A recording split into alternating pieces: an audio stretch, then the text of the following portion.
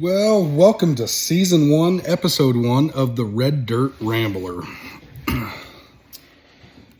Just wanted to do kind of an introduction to Episode 1. Just kind of talk about why I wanted to do a podcast in the first place. A lot of I went through a lot of negative energy stuff through the fall and the winter time, and I needed a better way to handle the negative energy. But it wasn't just negative energy, in that I was dealing with certain aspects of my life. It was all the hatred and negativity in the whole world. The first thing that pops up when you open up Facebook, something negative, it seems like. Anytime you go to read a news article, negative. Every time. And very rarely do you open up Facebook or you open up a news article and the headline is something positive. There's always something going on. So that's kind of why I wanted to do this.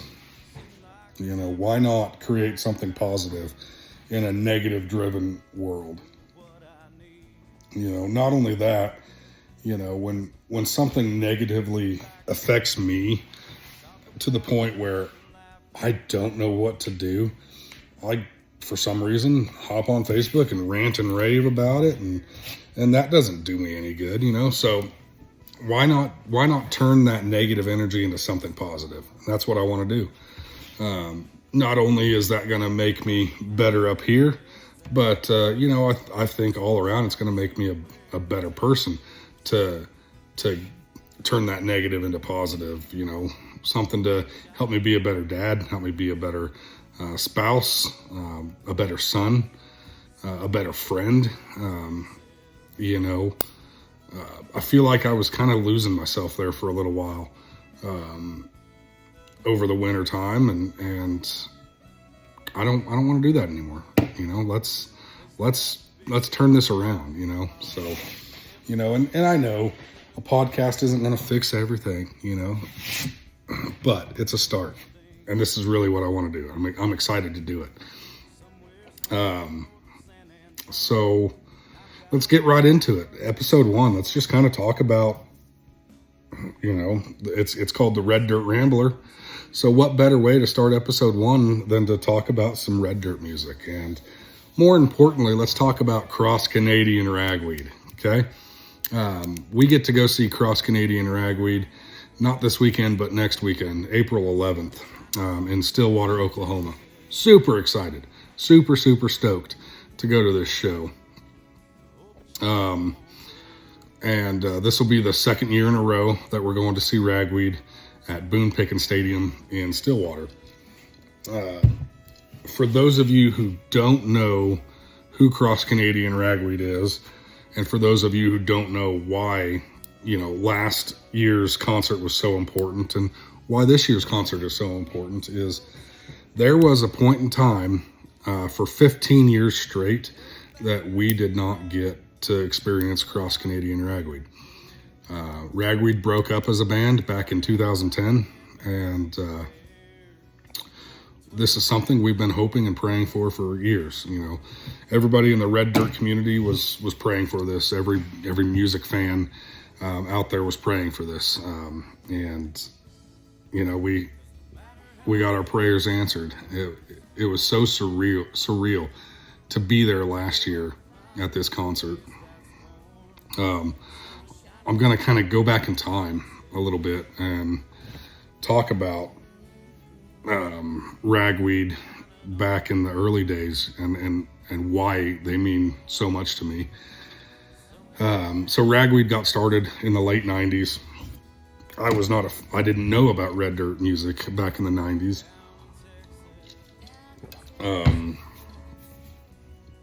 I first started listening to Ragweed maybe 2003, 2004, somewhere in there. I was lucky enough to see Cross Canadian Ragweed in 2006 in Colby, and then in 2008 in Hayes. I was lucky enough to see them twice before they broke up. And when they broke up in 2010, it was one of those deals where I even told myself and everybody else, this is just, maybe a year thing. They're taking a break. They'll get back together type of deal. And as the years went on, it just got to the point where you just got to stop lying to yourself and say, they're not getting back together. And that honestly, that's where I was at. I accepted it and said, it's just not going to happen again. And about a year and a half ago, Ragweed's Facebook page started to kind of light up with just a couple little nuggets here and there. And it all got us thinking, is something happening? Are they writing new material? Are they getting together for just a couple of shows or something? Like, we were excited. We didn't know what was going to happen, but we just knew deep in our bones that we were excited for whatever was about to come. And then it was announced. Cross Canadian Ragweed, back for the first time in 15 years, back where it all started, Stillwater, Oklahoma. And I'll tell you what, I was like, I have to go to this. I have to go to this concert. And keep me honest on this. I think they started off with just saying that they're going to do one show, I think. But the pre-sale tickets sold out like that. So then they're like, okay, let's add another show. Pre-sale sold out like that. And then they added 2 more shows. So they did 4 shows in a row last year in April, Thursday, Friday, Saturday, Sunday at Boone Pickens Stadium. And we were lucky enough to go. Me and my friends and my wife, we were lucky enough to be there. And I think Boone Pickens Stadium holds, concert-wise, maybe like 45,000 or 50,000 people. So to be there in a football stadium surrounded by 50,000 other Red Dirt music fans, Cross Canadian Ragweed fans, that was powerful. Okay. And as far as concert-wise goes, and as far as musically, that was the most incredible and emotional and powerful thing I've ever been a part of, as far as concert-wise and music-wise. It was amazing. I would be lying to you if I told you that I didn't cry twice. I think I did twice. I know for sure I cried once, and it was a song that they played called Breakdown, and I think I cried through 75% of that song when they were playing it. It was so powerful, and it was so amazing to be a part of that. And it was amazing for my friends to be there too, and my wife to be there too, because they've the people that I went with, they didn't get that opportunity to see Ragweed back when I saw Ragweed those 2 times. So this was their first time ever seeing Ragweed. And I know it was just as powerful for them. Growing up listening to this music, it's been educational, I guess you could say. I can remember the first time I got into Red Dirt music, and I was actually in 7th grade. I wasn't full, after this experience with listening to Red Dirt for the first time in 7th grade, I wasn't fully capable of knowing other bands because I was only in 7th grade, but I still remember the first time I heard Jason Boland and the Stragglers. I was driving around with my cousin Dusty. We went to Oakley for something, and Dusty's like, hey, go with me, let's go ride around for a little bit. And he had the Pearl Snaps album by Jason Boland playing in his vehicle. And the first song I ever heard was Proud Souls by Jason Boland. And it was so different. It was different. This music was not played on any radio station around. It just wasn't. In Northwest Kansas, they did not play this type of music. You know, back then, you know, I was used to Bob Shop Saturday morning, you know, 100.3, with them playing bands like Train, and Sugar Ray, and, you know, that song Breakfast at Tiffany's that you heard 7 times in a 5-hour period. You know, nothing wrong with those tunes. They're good tunes. But hearing this music for the first time in my life, I sat there and I listened to everything. I heard how this lyric fit with the fiddle, and I heard how this lyric over here fit with the steel guitar over here. That was the first time in my life that I ever analyzed music, and I think that's what started my love for music. And you know, it hasn't always been red dirt music. You know, I have a wide range of music that I listen to. You know, my red dirt stuff, old school country, you know, Johnny Cash, Merle Haggard, Waylon Jennings, Johnny Paycheck, you know, even older, you know, Eddie Cattle Trail, Hank Williams Sr. You know, I love Hank Sr. Good old Lefty Frizzell. And even, you know, going further, heavy metal. I like heavy metal. Coheed and Cambria, some progressive rock.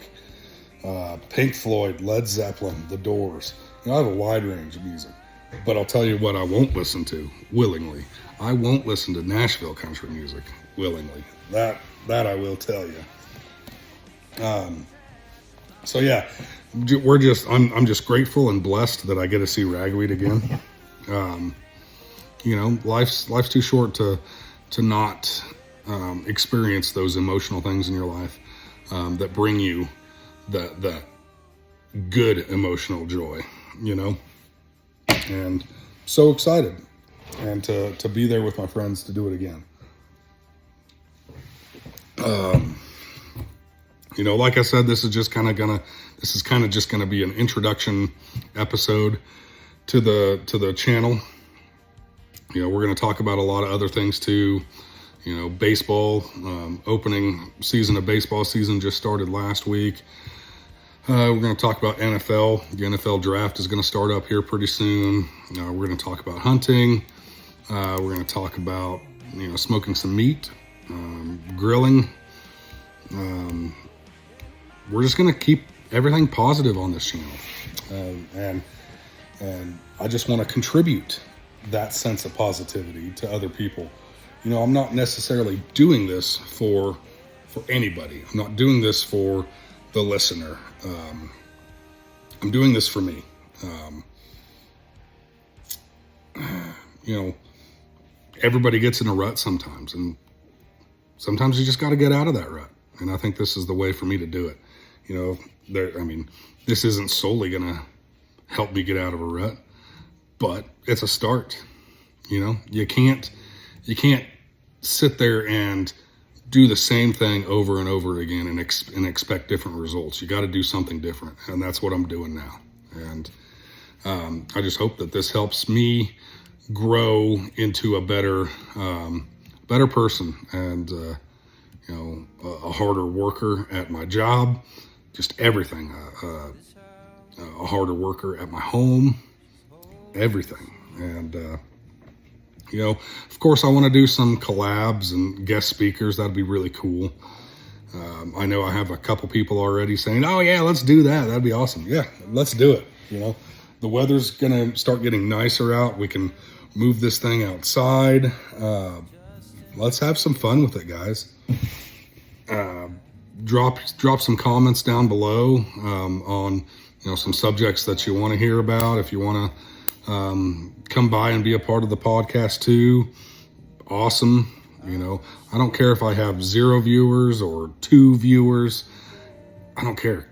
You know, I of course want to be able to share positivity with everybody else in the world, but ultimately I'm doing this for me. And you know,